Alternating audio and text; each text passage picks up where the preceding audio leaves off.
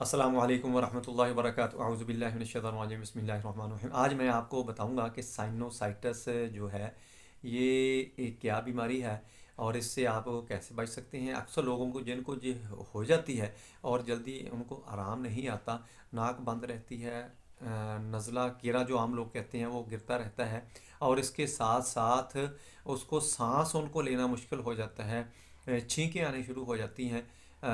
इस बीमारी का नाक के साथ, आपकी इम्यूनिटी के साथ, मौसम के साथ, आपकी लाइफस्टाइल के साथ क्या ताल्लुक है, सारी बातें मैं आपको बताऊंगा।